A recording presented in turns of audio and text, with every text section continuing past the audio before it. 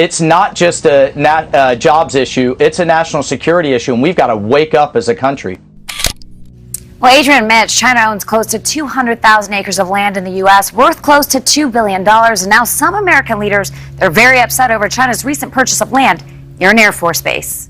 The question centers around a controversial land sale between North Dakotans and a company with ties to Beijing. Tonight, an unprecedented warning from the world's top intelligence agencies.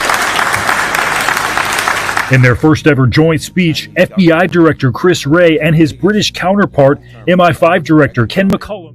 It's interesting because, do you know how long this has been going on?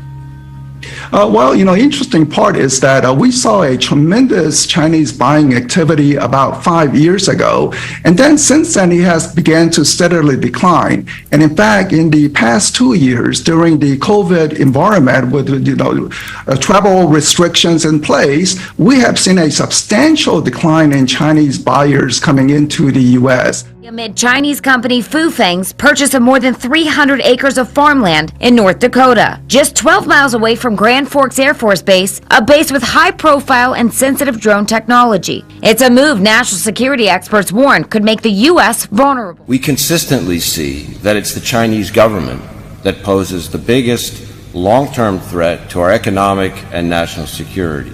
The U.S. and U.K. accuse China of deploying a global network of spies to hack and penetrate governments, businesses, universities, even local communities, to steal secrets and influence public opinion. The Chinese Communist Party is interested in our democratic, media, and legal systems, not to emulate them, sadly, but to use them for its gain.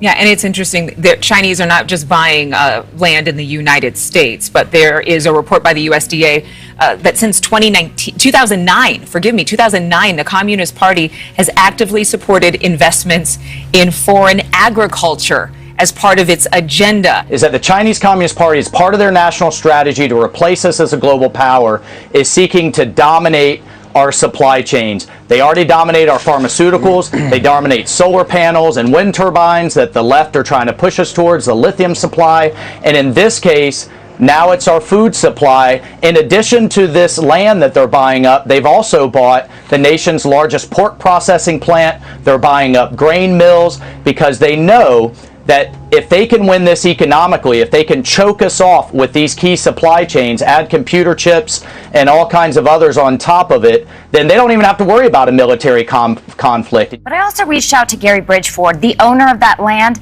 I did not hear back, but he has been threatened by people as well as neighbors for selling that land to the Chinese. But we should also point out that Bill Gates also bought a whole lot of land in North Dakota, and he received a lot of scrutiny as well, saying, is this tied to China?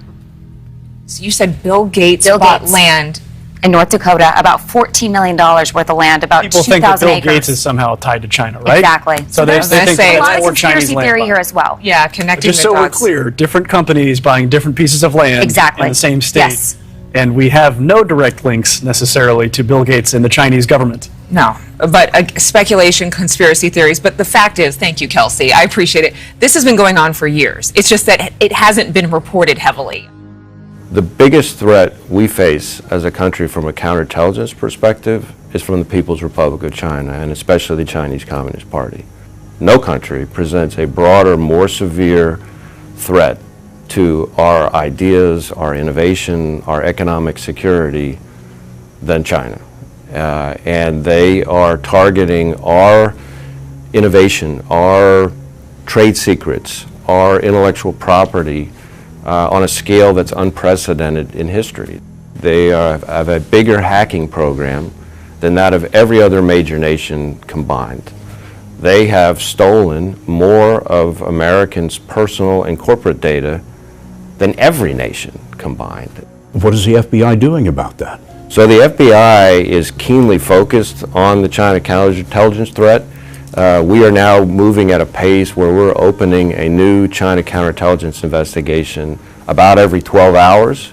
But again, I'm just glad that we're getting this story out there because, as you mentioned, it's been going on for years. We just are finally talking about it.